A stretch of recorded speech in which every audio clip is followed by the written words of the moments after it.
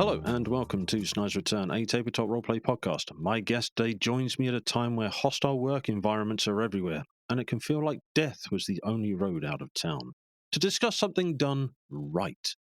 In a world that gets more rotten and putrid with each passing day, my guest is on the hunt for TTRPG greatness, armed and ready to roll into the hollows that have been born into existence. It is a great pleasure to welcome Hollows game designer, TTRPG content creator, and 1/3 of Rowan Rook and Deckard, Grant Howitt, back to the show. Grant, thank you once again for joining me today. Hello, what an intro! I love the way you use the names of things I've written. That made me feel very proud. That was brilliant. Well, most of those things. Go on. Sorry. Something I released yesterday. I know. That's bang on the money. Yes, hostile work environment. Probably my edgiest work yet. I put out a game about being murdered by when your office is bought out by an international conglomerate.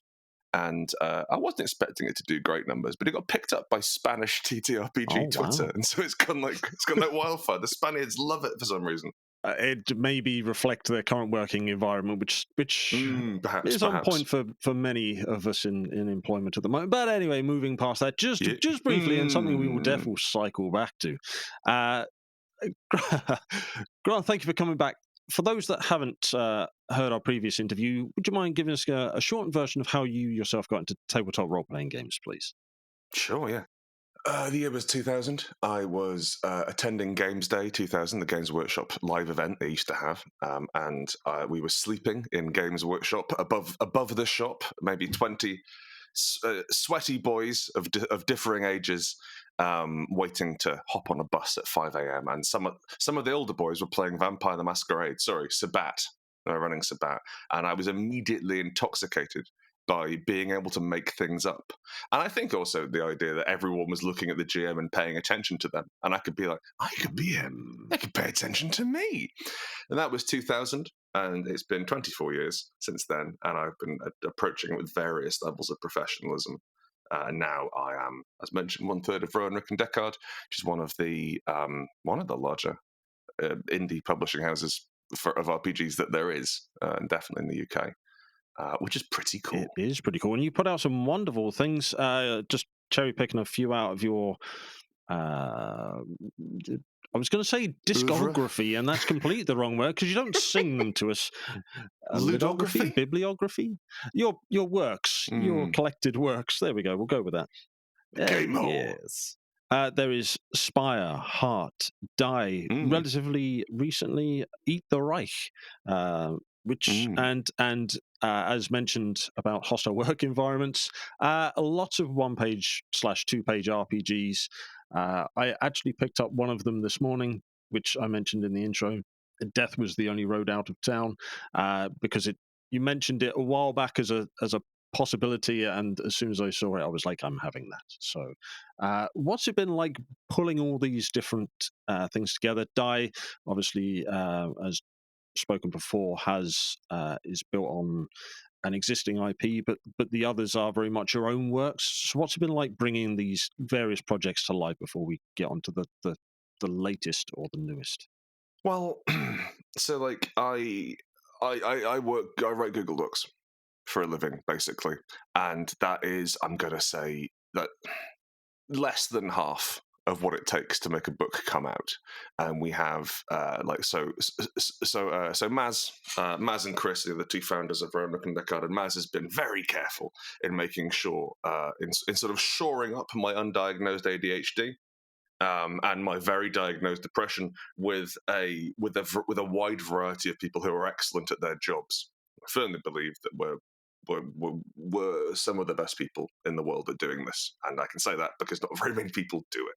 But it's been interesting. It's been challenging, and sort of like changing from a business which was me, Maz, and Chris dicking about and maybe like writing a book now and then, and a way of getting some effectively, at that point, pocket money, to, we've got 11 people and most of us are full time now, and it's a different business. Like one of the things which they warn you about it would have been nice of them to warn me about when you get into Kickstarter is, if you want to do a Kickstarter, sure, you can write games, but are you a marketer? how much do you know about distribution? What do you know about GSM on paper and how much that costs? What do you know about tax? And so there's like running a business has this huge amount of faff through it. And so like there was that initially, but there's also like, all right, what do you know about management? And so like I'm like Maz thankfully has been a manager professionally for 20 odd years, 15 years before they quit their job and came on to Roanoke and Deckard full time. They're big. They're big. They're like chunky. They've got nice big boots and nice big gloves, and they're stomping around. Really pleasant models. Anyway, management. We'll come back to the podcast. Yeah, so management sounds like it's been a real challenge, and picking things up for Backer Kit, Kickstarter, and all these sorts of things has definitely had a shift in dynamic. Sounds like the team has really sort of rallied around your creative endeavors to support you in this. Well, yeah, yes, certainly, and I think like there's a. I think it's more that I've rallied around the team more than they're rallying around me. In terms like so yeah, like your point about Die being someone else's property. We're really wary of doing stuff with other intellectual properties because there is so much faff around it. And like speaking to other companies who've dealt with other people's IPs, and especially ones which are like maybe in a different country or like speak a different language. That's a huge challenge. There's so much paperwork and so much back and forth to get through, and then also you have to pay them for it. And so part of I used to work for Aviva, which is Norwich Union. Except I didn't technically work for Aviva. I worked for a fascinating business called Swiss Re, who were an outsourced admin company, which is and it was thousands of people strong. And the idea that you can do an outsourced admin company and have thousands of people care enough about it to make it happen disgusts me at the pit of my soul. But I worked for them legally, and they paid me not enough money. But in their defence, I was terrible at my job and didn't try. But I remember like quite early on working out that the only way that my job made sense was if I made them more money than they paid me, and I hated that. I hated that so much.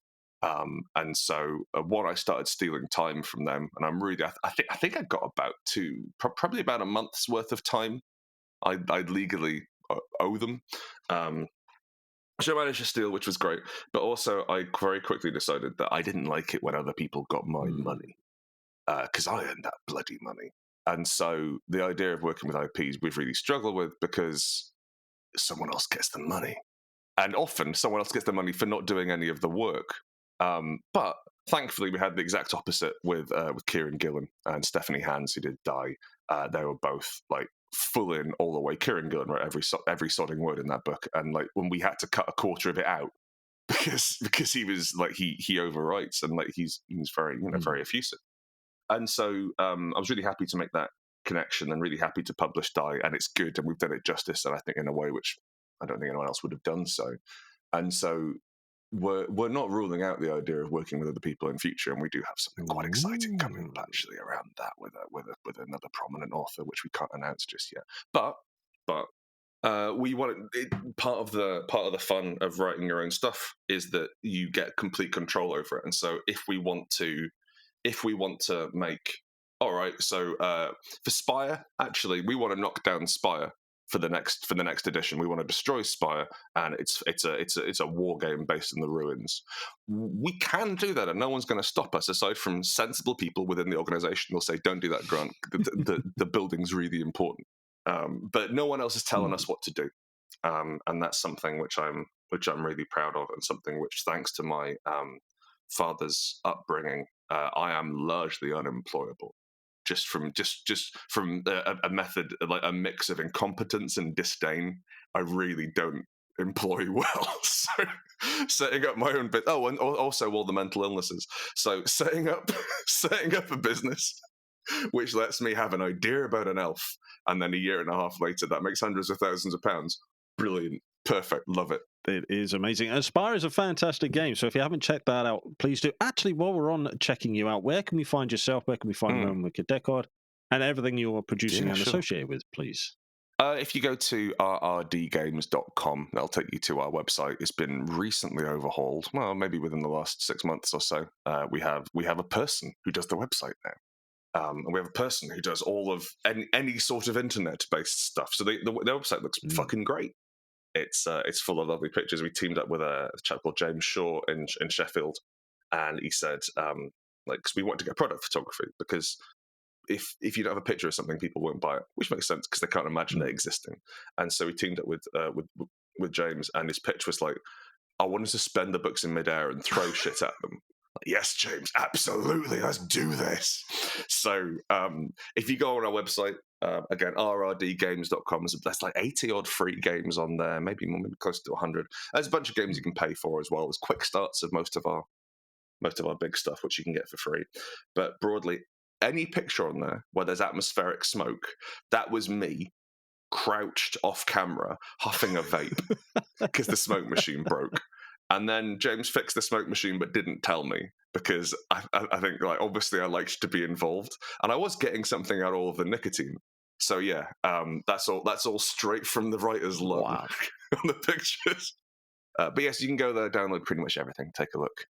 And we've also got a Discord, which I have no easy way of joining you to. But it's good. Take it from me. I also link to your socials on X, still Twitter X now. I'm staying calling with it Twitter. I'm calling it Twitter till he until it sells gets deleted or sold or whatever. Yes, it'll be Twitter. I will put your links down on there for yourself and Rook and Deckard on there as well. That is all right. So scroll down, follow those links. There will also be a link to back a kit for something we're going to discuss very shortly, which is Hollows. But before we do, you mentioned IPs. You mentioned the off idea, which became sort of Spire, and then there's Heart, and then something very much more left field and oddly linked to today's date, but not, is Eat the Reich, which is in itself unique. So if you wouldn't mind spinning us a little bit about that before we delve into the Hollows. Yeah, absolutely. Yeah. So Eat the Reich was it was a pun. And I thought that the word Reich sounded like rich, like Eat the Rich, obviously. And then I think it was put out a tweet, or as you'd call them now, a Zeet, an X, a post about it saying like, oh, you a bad enough dude to drink all of Adolf Hitler's blood? And that went really well. And I was like, oh, this might be the back page of a one-page game, actually. And then I did a bit of work on it. I was like, oh, this might be the front page of a one-page game, actually. I did a bit more work on it. This might be a 30-page game, I think. But it's now 86 pages long and finished. The idea of being a vampire who drinks all of Hitler's blood in a not especially classy way, that was my motivation for doing this. And then I think the day I was moving out of London, I live in Sheffield now, it's much better. I live in the countryside and I can hear like sheep from where I am, which is spiritually great for a human being, as opposed to hearing 4 different people's musical interests. So I messaged Will, who happens to live in Sheffield. I didn't know that. But I messaged Will Kirkby, who did all the art, and I said, might be like, I've done something similar like this with a chap called Roland Kunz. We did a book called Orkborg. I did all the words, he did all the art and the layout, and we put it on Kickstarter. And that it did okay. It did broadly fine. I was like, oh well, you might maybe like 5-10 grand out of it at the end of the day. We'll split the profits. Do you want to do that? Maybe like 30 pages, 5-10 grand. Do you want to do some drawings for me? It's like, yeah, absolutely. That sounds great. And then a scant year and a half later, it's the most popular thing we sell by a country mile. It is 80 pages long. And the reason why, so it's, again, weird length for a role-playing game. A mid-length game. Most of them are shorter or longer. From a game design point of view, I adapted an older game I wrote called Havoc Brigade and took that and sort of streamlined it out because I wrote it 10 years ago. So it's very much big, over-the-top, ultra-violent nonsense, where the dice are more of a pacing mechanic. The dice are an afterthought, and they are prompts for you telling an interesting story rather than I've been describing it at UKGE. If someone says, what sort of system does it use? I'm like, it's the exact opposite of Call of Cthulhu. It runs the opposite to that. It never tells you no, basically. Yeah, you can do it. Why not? It's based on an old, which itself is based on an old game called Wushu, which was released, I want to say 2002, 2003, by a writer called Daniel Bain, and it's been such a huge influence on all of my work. Wushu. It was the first game I ever ran, and so it ruined every other role playing game for me. It's a fascinating role playing game where you just do the thing. You just describe your character doing the thing, unless someone says, "Oh, I don't want you to do that." And either that can be that doesn't fit tonally, I don't like what you're doing, like on a I think that's gross sort of level, or like, oh, actually I'd rather we told a different story, I want to try something else. But basically, role playing games, it's Mother May I, and this is well, your mother at this point, or daddy. I don't know how it works. I don't know what the kids are calling it these days. But Will put a huge amount of effort into the book. And one of the things which I've really enjoyed is with this relationship with Will is that normally when you hire an artist for a role-playing game, you've probably written most of the text, maybe half of the text, and at that point it's a going concern. So you start hiring writers, and also like if you're just starting out, generally you'll write the whole thing first and then look for artists, and you're like, well, I can afford maybe 6 pieces. And oh, I like this one artist, but I can only afford 1 piece from them, so I'll get them to do the cover, and then we'll get some other cheaper piece to do the thing. And Will did every single page, laid out every single page, every word of text, drew every single piece of art, and every single spread of text is how can I put this? Individually hand drawn. So there's no reused assets. There's not and it's all done up to look like a sort of like a manky World War II dossier, which also has like it's got like lit cigarettes on it and like tongues nailed to the thing, and Dad's Army jokes which he stuck into the margins and stuff. And he has put a huge amount of effort into that, and we've been rewarded for that. Like we marketed it well. It's a solid pitch, and one of the things I take pride in is putting together a solid pitch. Because the RPG market is, well, like any market, it's very crowded, and so you have to be able to communicate the thing you need. Like, hey, here's the thing. Here's what you've been doing in the game. Do you want it? And then often people are like, yes. But thanks to the pitch and thanks to Will's incredible devotion to this, and the fact that he drew these 6 gorgeous vampires. Which don't look exploitative or cheesecakey. They're sexy but not sexualized. Everyone's fallen in love with these beautiful vampires, and it's selling like hotcakes. It's bright pink. We got the edges of the book painted in Germany, and so people would walk past at UKG and they'll be, oh, what's that? Oh, what's that? Yeah, it's a bright pink book, and the front glows in the dark. Do you want it? It's 25 quid. It's basically free as far as role playing games go. Yeah. So yeah, it's going great guns, and I think it has been described derogatively as smooth-brained one-shot bait, and I'm not entirely against that description because it is designed to be run in one shot. It is not like it's not a complex game. It's designed to be very easy to run, very easy to write, and you're not making tactical decisions. You're not playing the game wrong. You're describing an interesting scene that's going on, and you're supposed to play it for tops 9 hours. And do that in 3 sessions because the pace is unsustainable. It is exhausting, 100% full time. Like you're kicking a Nazi through a window and then surfing on him down the street and then jumping into a different building and making yourself a drink. And so what I wanted to do was take the idea of this really quite big, schlocky, pulpy game, and then not bog it down with rules, but make it to a point where anyone can run it. It basically runs itself. The GM's there to celebrate the players, update the numbers, and describe Nazis doing things and describe their injuries, basically.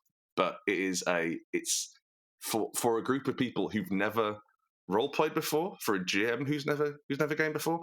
I'm really hoping that Eat the Reich can be my wushu that ruins every other role playing game for everyone else. That it lets you do whatever the hell you want. And then suddenly you come along to D&D and you're like, oh, I'm going to roll to hit. Oh, I missed. Well, I guess I'll try again in half an hour when it gets round to my turn. Yes, that's another topic that I have feelings for as well. But we'll move away from. Oh, please, no, let's wrap, brother. I What's want to go into something that other people have said, yes, we want that, and it's on Back a Kit right now. And it has raised, at time of recording, over £145,000. Sorry, Americans, I can't convert that. Yeah, grow up, Americans. Look it up. It has over Some. 1,600 backers and has, at time of recording, 22 days left to fund. It is on backer kit known as the Hollows. Please describe, because this is very different to Eat the Right, and it's why I wanted to shift from one that has this very pulpy, schlocky feel that you mentioned to this one, which tips the scales in a very different direction. Yeah, so much in the way that Eat the Reich is our attempt to make a game which is very light and impactful and fun and cathartic, but also like a little bit dumb, a little bit like silly and easy to approach, and which you play and then you don't have to go back to it ever again. That's one, like, Spire and Heart run for about 6 to 10 sessions. And the idea, like, our leveling is built in such a way that after 10 sessions, it really doesn't make sense to carry on playing. So retire your character, start again, go off and play a different game, doesn't matter. We've always tried to push back against the idea that the correct length of a role-playing game is forever until you get bored, which is, I think, how most campaigns go. Most of them don't end, which is kind of sad. And so Hollows has been in development for bloody ages, and we wanted to do something different. I've been leading the game design charge at Roanoke and Deckard for a long time, and so the reason why Spire and Heart are quite woolly games mechanically, like there's a lot of wiggle room, there's a lot of abstraction, and not a great deal of, say, like tactical stuff. It's because that's not especially what I go to games for. When I GM games, I like being able to make stuff up easily, and so anything which, like, you also know, I don't think any number in any of my games goes over 5, because I don't like imagining numbers higher than 5. And like, we've got random dice which might push it a little bit higher, but it's very rare to get anything over 5, especially in terms of like damage or like that. Because I don't like having to do that much maths. But Chris, my co-author, led the charge on this one instead. And so, like, I remember we launched Heart. We went into the pandemic, and we both like said, well, we're going to have 6 months, because Heart did really well on Kickstarter. So we've got 6 months to come up with something else, and we don't know what it is yet. We don't want to do another game set in Destera, the Spire Heart universe. We want to try something else. And so so I went away and wrote 3 cyberpunk games which weren't any good. I think there was Bubblegum Jungle, Ocean Bastards, and a third one about AIs as gods. And none of them were any good, and they didn't get off the ground, and whatever. And Chris developed a game called. It started off being called the what was it? The Swamp Saints of the Swamp Saints of Sumpsuckle Holler, which was inspired by Hunt Showdown, which is a multiplayer game on PC. And Bloodborne, and the idea of, I think, like, very, very quickly on, the idea being that, like, you are hunting monsters and you cannot die properly. That resonated with us, and that was interesting. And then about a year into development, we worked out how to do combat, and from then it was like, right, Hollows is basically my full-time job now. And unfortunately, I have 3 other full-time jobs. It's like, well, not full-time, but I'm writing 1-page games every month, and that takes a surprising amount of work to write 1 page. I think, like, for every 1 page you see, there's 6 I don't publish. Or just 6 pages of notes or stuff I'm throwing out, or I'm pacing back and forth, smoking cigarettes, trying to work out what I can make goats do this time. And management and strategy and cons and. But Hollows has been our main thrust for a long time now, and we've done extensive playtesting with it because it is primarily a combat game, and we don't write those. If you think of heavy combat games, you'd think of D&D, you'd think of Exalted, maybe even something like bugger, what's it called? Gloomhaven, something like that. Like where like the fights are the point, and the role playing's secondary. And we've tried to make the role playing less secondary. We've also tried to make sure that there's lots of opportunity in fights to role play, because fights are role playing. And I think that, like, our producer Chan Evans has a big thing where it's like, you never stop role playing.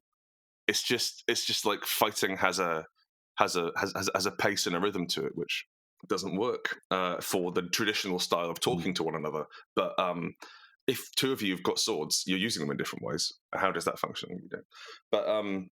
But the way in which the combat works is we've developed lock-on targeting, which will be familiar to anyone who's played any game since Legend of Zelda on the N64. I think I was one of the first ones, but I was an N64 kid, so I don't know who did it on PS first. But your Soulsborne games, your Dark Souls, your Bloodborne, your Elden's Ring, the idea of you and a lot of your mates running into a largely empty boss arena and locking on to some guy and then kicking the tar out of him, or more likely getting absolutely mullered. And there's something really fun about that. And so, like, the idea of lock-on, the way in which we developed it, and we went back and forth for a lot of different designs of things, but the baddie never moves. We don't have a map, we have a grid. You put the entity at the center of it, which means you don't need a model for the entity. You can have one if you want, which is kind of nice if you've got some models knocking around, but it doesn't move. It either the only thing which we want to display is where you are in relation to the monster. And so we've got front, rear, flank, and then ranged, and then support, basically, and slightly different positions within those. But there are maximum, let me do the maths, 8 places you can be in a fight in Hollows. And we've managed to, with that, abstract away a lot of the... You don't have to measure distances. You don't have to remember how far you move. You don't have to work out, am I to the am I in the flank of this thing or am I behind it? And especially if you're operating at range, they're much like say Fate, or for a game for a much earlier game of ours, if anyone's played it, Unbound. The idea of a zone being where something interesting is happening, in effect, and we've only got 8 of those. But if you move, you shuffle around the board. If the entity moves you, it either picks you up and throws you, so it's just like moving yourself, or we've got something called repositioning, which took a long time to work out because we had to have rules for what if the entity moves in the fiction, but we can't move the model, we can't move the center of the board. It's printed there, and so coming up with a way to stand still but still move mechanically was kind of interesting and challenging. But we've got a combat system which isn't really like anything else in the RPG sphere. And I think some people said it's a bit like a board game, and I think we've been really focusing on the combat mechanics primarily, because that's kind of the interesting novel thing mechanically about the game. They're all playing the exploration bits, the non-combat bits. They're fine. They do the job. It basically runs like Into the Odd, but slightly less complex. To roll under D20 system, and then we get more complex in the fights, much like pretty much any other role playing game. But we expressly use this grid because you can't theater in the mind it. We wanted to we've tried to do tactical fights and theater in the mind, and you end up abstracting it to the point where it doesn't feel satisfying. It just feels like another ability you're waiting to use. I used this example actually. I was in an interview yesterday. 13th Age and D&D 3.5. D&D 3.5 spears have a range of 10 foot, and so that means you can technically position yourself. You can't attack through an allied square, but you can hold off a little bit, and so there's some quite clever positioning you can do, but it's quite hard to make work because enemies run towards you, and so your actual 10-foot reach doesn't really come to play that often, maybe once per fight, let's say. And 13th Age lets you take a feat, which lets you do some tricky shit with a spear once a fight and roll with advantage. And that's a much easier way of doing it if you're working on a tactical map.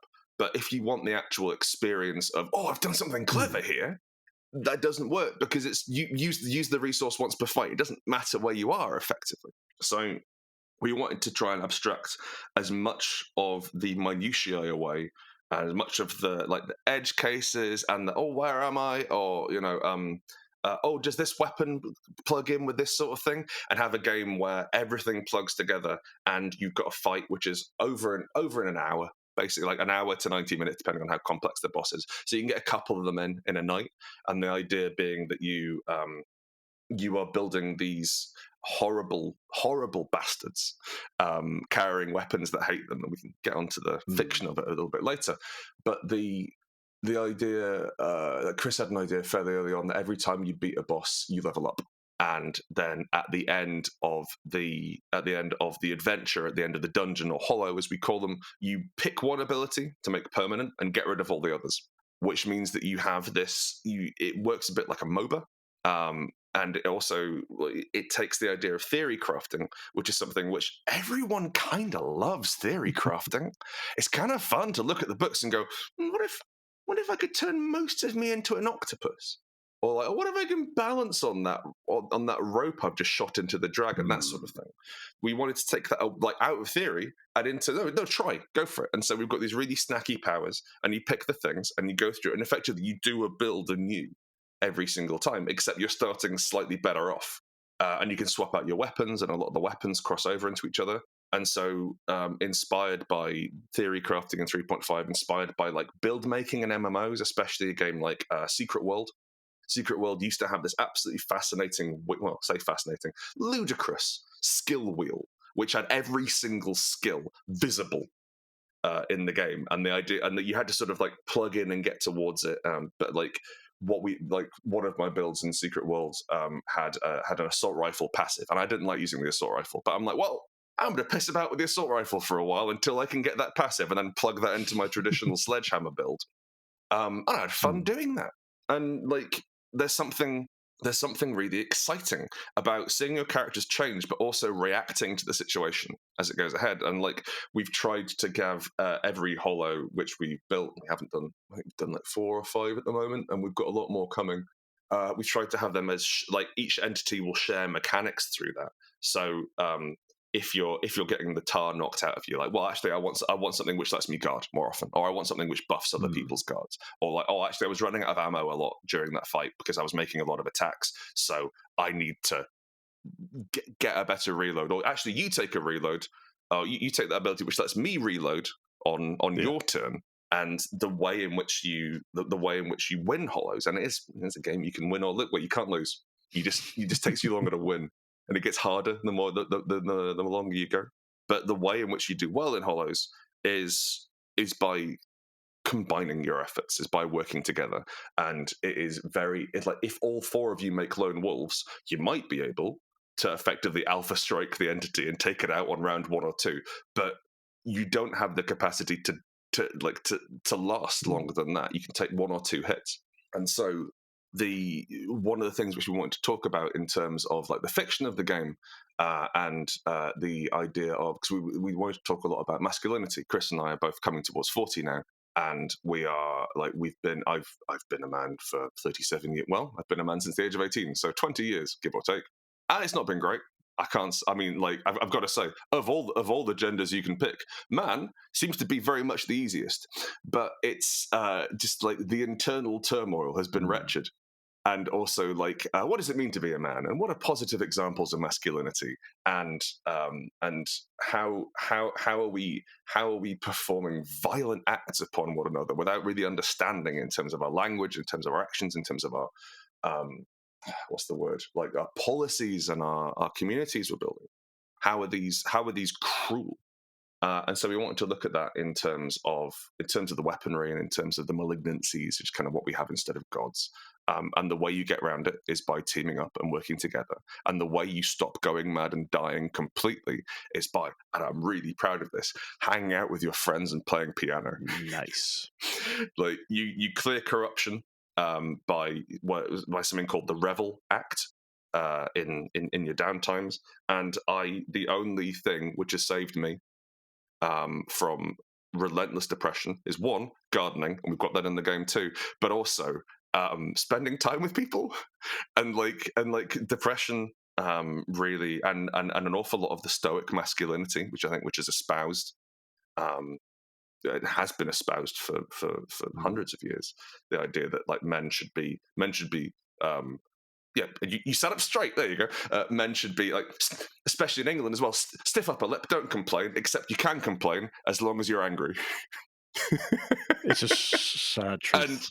And oh, of course, women are emotional. Now, don't upset him, because he'll flip out, and think like this double thing which rots you. And so spending time. One of the things which I've really struggled with depression and manhood is retreating from other people and hiding myself and seeing this as this sort of almost elegant martyrdom where I'm like, well, I don't want to hurt other people. I don't want to get like there's something hideous and toxic at the core of me, and I don't want to get it on other people. I am an island. You are wrong. This man is an island, and it's bullshit. It doesn't make you any better. You just like you become bound up and toxic and horrible, and you invent your own world in your head, and that's really what Hollows are. The idea being that these are people who, like, the way it works in the fiction. If you are if you suffer a great trauma, if you're cruel, if there's something gone toxic in you, we take the idea of, well, I took the idea and pushed quite a lot for this, the idea of an imagined world inside your head, which is replacing the real world. And then, like, well, what if that was Silent Hill? And then what if we had people of exalted power levels? And then what if they kicked in the door and did it like Bloodborne? And like, there's something quite exciting there. It's a game about hope, fundamentally. And like, we've had to keep like our editors and our producers keep coming back and saying like, lads, this is great. Can you put some hope in, please? Yes, sorry, forgot. Yeah, sorry. Okay, here's how to save people. But it's a game about depression and manliness and the death of empire and toxic masculinity and violence, and we've disguised it as a 1v many board game.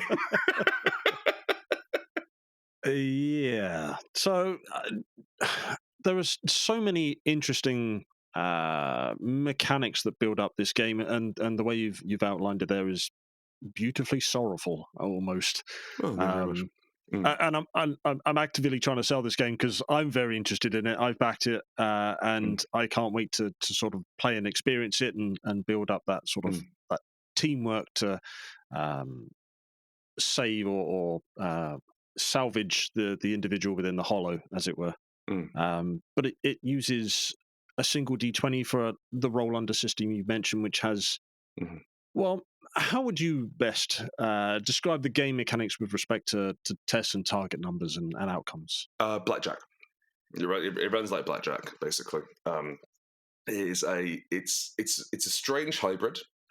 Just because we wanted one roll to do a lot, and so there is you are rolling under your stat, but you are also looking to roll over a task number. So it's like you're playing D&D and the Black Hack at the same time. And if you manage to roll under your stat and over the task number, that's good. You do a wound, you evade damage. Basically, what you want to happen happens. And if you don't roll over the TN, you just roll under your stat. That's what's called a standard success. And you inflict a glancing blow or you take a glancing blow. And you lose. So like superior successes do wounds. Standard successes do resolve, and resolve is very easy to get and very easy to lose. I liken it to the like Halo. So Halo has a rechargeable shield, which means you can afford to take a bit of damage, and then you've got ongoing wounds track, effectively, or health, which you have to interact with the environment in some way to recharge. Which just means that it's much more. You don't death spiral in the same way. You're you're not. As long as you have some resolve, you're not exposed unless you roll badly. And so like you can play the odds, and like your tank can, even though we're not working with like 300, 500 hit points and the way in which you'd normally do variants in an MMO, we've got some variants in there, and your tank can go, yeah, I can last for a round. No matter what happens, I can last for a round. And I might not be very pretty at the end of it, but you can do what you need over there. And there is tanking. We've got a mechanic called threat, which I'm really chuffed with, and which is kind of why you need one of the reasons why you need the board, why you need the grid to play on. I will also say we're selling the grid. You can get a nicely printed out cloth sheet of it, but we are going to make it. Anything you need will be printable and available. So we'll have token sets ready to print, which you can stick on cornflake packets and cut out, and that's how we prototype the game. And I always want to. I think the fundamental part of a role playing game is a book, and if you can't run it from just the book, it doesn't really work as a role playing game. And so the book's very nice, and you can photocopy it, and you'll have all the PDFs and stuff. But we've got threat, and so threat is tokens that you put on a player space when they hit you. and also and because every entity in Hollows uses like different strange rules. Some of them will be like, when you hit when you hit someone but don't inflict damage, place threat, or when they hit you, place double threat, and then at the end of your turn, the entity gets to place a set amount of threat on the board, but there's a cap. So there's effectively only there's a maximum amount of attention the entity can use, and then you spend that threat to make your attacks more accurate, more damaging, or to attack out of turn. So every entity has something called interrupts, and in between every single player action, every single player round, turn, go, the entity can spend threat to make an interrupt, and they usually set something else up, or they're a little attack, or they're smaller. But it means that you can't, like, if you focus your attention on someone, you can tear them down. And similarly, it's kind of an interesting balancing thing, because if you like, one of the most damaging things we have in the game is a pistol ability called Unload, and you make as many attacks as you have bullets in the gun, and that's your whole turn. And if those all hit, you've got 5 threat on your square, and you can't leave or do anything about it. And so, like, you're massively open to reprisal at that point. And part of the game and part of playing Hollows is interacting with that threat. And so there's a lot of classes which shuffle it around. There's a lot of classes which like make a huge amount of noise over here, which means that the threat cap gets hit, and so they can draw attention. There's classes which remove it. There's classes which place it. There's classes which shift it around, and it's an interesting. It lets us do aggro in a tabletop game, and it also lets you set traps for the players, which I really like. And so if I want to keep a player somewhere, I'll put threat around the 2 areas next to them, and like, okay, so you have to spend your whole turn running away from me, or stay where you are in this terrible position. Or I guess you can move there and I'll hit you twice, 3 times, or I'll enhance the next attack. And so like it lets you you threaten players in an interesting way. And one of the things I've found with running Hollows is it is compared to everything we've put out, quite adversarial. And the idea being that like the players are supposed to be playing as hard as they can, and the GM, like, I think, like, when I've been running, I think as a GM, I'm taking slightly more of a tone, like, for the feeling of the table.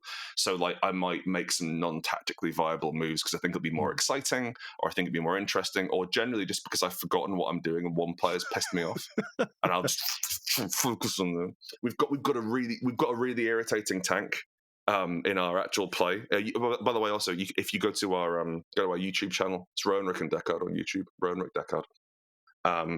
You can see an actual play of the quick start, which we're doing in-house. There's a bunch of people from Rowan, Rick, and Deckard who are playing, and something about our tank means that I want to bring them down to the extent that I'm not attacking the healers, I'm not attacking the DPS. I'm just trying.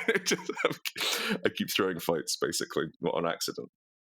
But yeah, threat's interesting, and that's kind of like talking about the tactical grid and talking about the threat and talking about ways in which we've tried to get the feeling of a tense Dark Souls battle, of a tense boss battle from any game you've enjoyed, where it's like, oh, quick, get out of the way, because boss battles don't work like normal fights. It's weird. Like they just let you. They're testing a completely different set of abilities, and so being able to have this effectively as a puzzle which you're trying to solve through shotguns is tremendously good fun. And like everyone who's played it, and like, so like, I mean, I still struggle with thinking all my work is shit, and I've done quite a lot of it. So like by this point, some of it ought to be decent. And occasionally I'll put something out, I'm like, oh, that's great. But if we're taking a risk, and Hollows is a risk because this is not our normal sort of thing. We like a lot of the people who are backing the backer kit are not existing customers. Because we make story games, and we make tragic story games about death, and this is a combat game, and I believe that every story game player desperately wants occasionally to play a game where you can maybe flank, because it's kind of exciting to flank and it feels good, and so like have a little bit of flank as a treat. But whenever I do this stuff, I'm always nervous that my work's shit and I'm useless, and I'm just making a loud noise about it, and that's why people are playing it. But so many people who play Hollows are actively engaged and excited, and like turn to turn, even when it's not their turn, they're paying attention, they're excited. It's rattling through at a fair old rate. It is swingy in a way that's exciting rather than Yeah. frustrating, and people seem to be having fun with it. People are getting what we're putting forward, and then collaborating together and winning fights, and that's magic. And it keeps doing it, and I think we've built quite a good game, which is quite nice. I would certainly definitely agree. I've just pulled up one of the stat blocks, which is in the quick start. The sins of Grisham Priory. I have it open and I've completely mind blank there for a second, so I do apologise. Within the sins of Grisham Priory, which is a fantastic title, the artwork is incredible and it's very thematic. But working through, I've come down to the bishop, and I won't spoil it for those that want to be a player in this want to experience this quick start. But you mentioned feeling how your games may not be very good and potentially feeling broken. And broken is a mechanic within this that sort of amps up that Soulsborne type game, that second phase. You mentioned players having to stay engaged because at any time they could be next to be struck, whereas other games potentially don't allow that sort of ongoing engagement. Yeah, I think I quite admire what D&D did with legendary actions and like lair actions. I think those are really good fun, and giving you other things to do other than walk up and use your hit point reduction on the hit point bag. But I think that like keeping people engaged all the time is a real challenge. And I think that hopefully we made it dangerous enough that people, are like, oh, actually, I look away and 30 seconds later, all the threat on the table's on me because something happened. It's quite good fun. So within the quick start, just touching on its contents, free, by the way. absolutely. Download it. Entirely free. Go to the back of kit. It's there's an image, you can click on it and you can have it. Which is exactly what I did. And also, if you want to access those YouTube videos, there is a link to do so there, along with some fantastic trailers and awesome voiceover work by your good self as well. Thank you very much. I did the voiceover on the gameplay trailer, but we got an actual Northern man to do the voice on the cinematic trailer. This world is sour. It doesn't quite ring true when I do it. Yeah, close enough to keep the sales train going. Maybe slightly slower, but anyway, it doesn't matter. So the quick start, the sins of Grisham Priory. What do people get within it? What helps to sort of sell is the right word and also the wrong word. Sort of immerse people within the world of Hollows. Yeah, so it is sell rather than immerse. It's a cut down version of everything. So we have like all the core rules from the core book are there, and we're probably not going to change that much. Like telling you what you can do on your turn, what you can what you're rolling over, rolling under, that sort of thing. But what we tried to do with Grisham Priory was effectively make a tutorial which wasn't boring. And so the fights get sequentially harder, but each of them teaches you about a thing. And so, like the first fight against the Guardian Hound, which is kind of a skeleton dog twice the size of a horse covered in chains, that teaches you about positioning, because it has really horrible attacks on the flanks and the rear. And up front, it's okay. It's got my favorite attack in the game is that it bites one hunter and then hits another hunter with them, which I think is inherently funny. But it does a decent amount of damage to the side fairly easily, and so it's telling you like, okay, don't stand there. And also, if you stand in front, it's going to bite your head off. But be clever about this, teaching you about positioning. And then we've got a fight against something called the Tailor, and the Tailor is a biomechanical seamstress slash textile workshop that you fight, and that teaches you about curse. And curse is basically the one status for players to have in the game. And so every entity, if they use curse, they'll use it slightly differently. And we've tried to explain it as briskly as possible, so it's never more than like a paragraph of text. But you explain to players how it works at the start of a fight, how you can clear it. And so for the Tailor, the way she does it is as curse represents her like tying your body together, your limbs together with like crimson thread and silver needles. And so the more curse you have on you, when you just use D6 to represent them, you spend equal to your curse in resolve every time you make an attack. And so the Taylor fight has this really lovely rhythm to it, where at the start of the fight, it's quite easy. And then you slowly build up curse, and then you realize that every time you make an attack, you're completely ruining your defensive capabilities. And then she bites your fucking arm off and heals, and because it's to teach you, okay, you like, one, this is curse, and two, you got to keep your health up, otherwise you're going to lose an arm and die. And as we go through, so yeah, I'll save descriptions of the later enemies, so you've got something to look forward to, including the bishop, who is very much not well. They're all teaching you something, whether that's terrain, whether that's threat, all the like the different weird parts of our game. And in terms of in terms of what you get as a character, we've got 5 pre-gen characters, so all the stats and stuff are filled out. The resolve and wounds are filled out, so you don't need to reference that into your include a bit. But each of you has 2 weapons, and every character in Hollows has 2 weapons.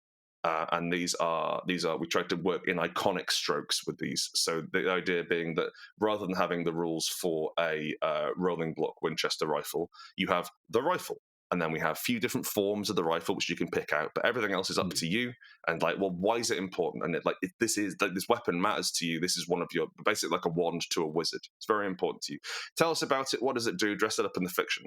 And then you've got 6 abilities at tier 1. You pick 1 from each weapon, and they mesh together in interesting ways. And every time you kill an entity, you pick another one. And so you are making your own character. And we've tried to build it so there's not really any terrible choices at level 1, but that's part of the game.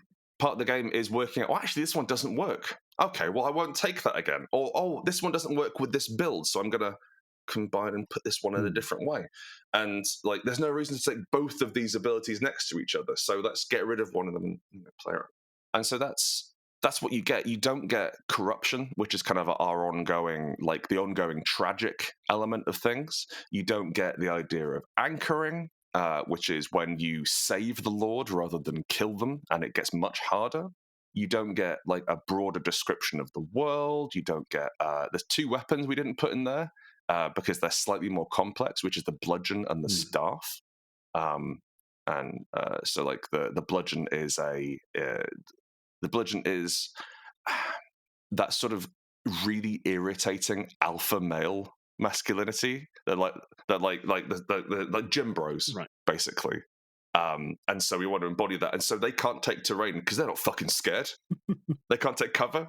And so like they can still use the token, but they have to discard it if they ever get hit. So like you get them like dashing in and out of buildings, and the staff summons its own terrain token called the Briar and does all sorts of really like stuff which we couldn't cram into an understandable amount of space without also having to teach you how to do something weird. And so like we've got the bludgeon and the stuff aren't in there, but we wanted to try and create effectively a vertical slice. And so we don't talk about how you get into the Hollow. We're not really interested outside the Hollow. We want to demonstrate, right, here's the game. Here's this weird allegorical world built around one person's trauma or one person's badness. Kind of like a ghost story in that. So like you're exploring this guy's personal hell, so it's very relevant to them. And then sort of like using that to be like, oh, okay, like how can we use this against them? And we've got little bits of that in the full game as well. So like you can research what we call edges, which lower the stats, which lower the attack damage, which let you say like, or actually we're getting TPK'd by this guy. It's been twice now, and we're quite bored. Let's knock this down. And so you can. There is a way to actively balance creatures in the game, backed up by the fiction. And one of the things which we've always tried to do in our games, much like the way that Heart, the character of the Heart itself in Heart is a good but overwhelmed GM. in that the heart gives you whatever you want, even if it kills you trying, and it might not be able to understand what you want. And the way in which that we do progression in the Heart is at the end of each session, you tell the GM to beats picked from a list, and then if you do those things, you level up. And so you are actually directly telling the GM what you want, and they're actively giving you that. And the deal is, well, how much are you going to get hurt while you're doing it, and what happens on the way? And so trying to bake in the ideas of quite gamey things like directly saying, "Oh, I want this to happen," and expecting it to happen in the next session, or balancing an entity which is too difficult either for your because we've written it too hard, or because it's a fan-made entity, or because your party composition just isn't set up to deal with this challenge. We were really keen to take that and make it fictionally viable, so it doesn't feel like, oh, okay, we're going to stop playing the game for a bit and then do this bit over here and then come back, and that's hugely challenging. But I think we're getting Fair close enough, and I can only award and be excited for what you guys create and what you release and as a team and all that sort of good stuff. So when is the Hollows going to be available to us? I think it's Q3 2025, so about a year after this. The quick start has enough for you to get a flavor of it. I will also say there is on our Discord, there's a community who are already building their own monsters, who are already building their own weapons, and so there's stuff you can play around with and do. But there's a lot of moving parts behind this one. We've been playtesting it extensively, which means that there's still fiction to be plugged in. There's still I haven't done all the background stuff yet because we've been focusing so hard on making sure the game works. But also there's a lot of interesting authors and artists who we're teaming up with. So we've got Jay Dragon and Johan Noor. So that's Yuziba's Bed and Breakfast and Merkborg, respectively, teaming up to do something. And we wanted to, much like with Eat the Reich, how I got to work with Will, to be able to find people who have interesting art style and interesting writing style, and then okay, write something really horrible together. On you go, boys, and send them off. And so I don't know who we've announced yet. We've got Kieran Gillen, who did Die. He's writing a story about like future war. And we've written up like a specific machine gunner enemy, and again, because of the way Hollow's flexible enough, the machine gunner enemy has ammo, and one of the tricks you can do is stop him from reloading, because he just keeps making attacks all the fucking time, and it's a nightmare unless you get up close and put a man trap around his arm, which means he can't reload his gun, so he can't do anything aside from kick you. And so it's kind of fun. So yeah, we're looking at about a year's time once the Kickstarter ends, and we are very keen at Roanoke and Deckard to be as transparent as we can, within reason. We don't want to admit all of our fuck ups, but generally on Kickstarter, and we'll back a kit for this one. People are wary, perhaps a little bit wary of giving their money up front. It's a pre-order system, basically. They're wary of giving their money up front for something which may not happen. And there is a culture of these nightmares behind the scenes, and you have to just pretend that everything's fine and not explain why it's late. And we really try to avoid that. And so, with any Kickstarter, with any sort of anything with as many moving parts as this, and anything which is okay, well, we have to ship books halfway across the world. If we're getting printed in Latvia and we need to get them to America, without coming anywhere near England, because then we get charged huge amounts of tax. There's all kinds of faff around the whole affair. So we want to make sure that we do that right. We want to make sure the book's good, and we want to make sure that we can work with as many interesting people as possible, and to create one of the bits I haven't spoken about, and I'll mention here as we're sort of wrapping up, is one of the things, what we like doing, Chris and I, is writing cool abilities. Really like writing cool abilities. Anyone who's read our games can see that. Spire and Heart and Hollows is a list of cool abilities with a game stapled on around, with either Necromunda or Annihilation stapled on the outside. But we also like writing monsters.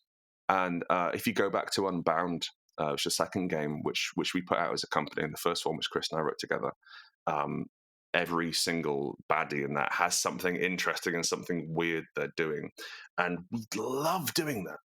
Absolutely love writing that. And so what was really important, and especially considering how Hollows is a game about this sort of a personal tragedy, both on the part of the players, but also on the guy who you're going to go kill. We've done a fair amount of here's how you make an entity. Here's how to do it. And I think that really you start playing Hollows, you start jamming Hollows when you're making it up yourself.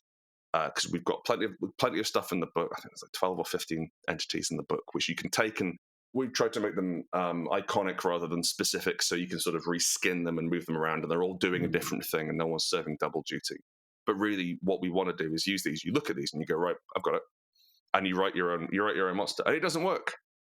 And the players can balance it in the system, and then you learn for next time, and then you do another one, and it's this really, it's like chess, but you get to kit bash. It's fun, and we really want people to be able to make up their own things, because there's nothing better than that. As a games designer, is to like to work within a system, but to see, like, already people are coming up with fascinating things to do with threat, which I hadn't thought of.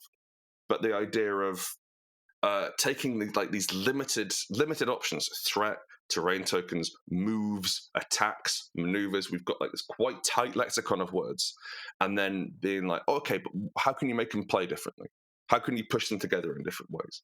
And so, like, we've been playtesting a version of the game where you are deployed in a coaching in the middle of the table, and all the threat and the terrain, all the threat and the curse on the board is an enemy army coming in to kill you. Now, I will say, doesn't work, but it might do. And we want to open this design space, because we've got something. I think we've got something pretty novel here, pretty exciting, of a way of doing a fight on a tabletop game which hasn't been done before, which emulates something interesting and is its own thing.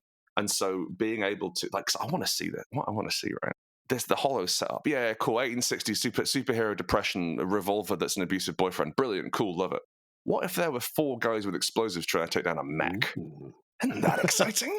And like, you're climbing the thing, and you're putting like melter bombs in the back of it or what have you. And that, like, I think we haven't got boss fights yet, right? And I think that we've come pretty damn close with this. And I really hope that we can take. I don't think it's going to be Apocalypse World influential, but like what Gumshoe did for investigative games, in terms of like, okay, you don't have to roll for it; you can just spend the points. And the point, the interesting part of an investigative game is getting all the clues and putting them together, not rolling to see if you find it.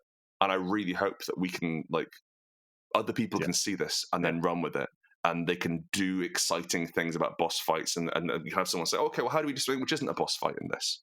Or what does Dungeons and Dragons feel like if you do it in this? And that sort of thing. And I hope it lands. So we can see how it all plays out and see what grows from within your own internal creativity.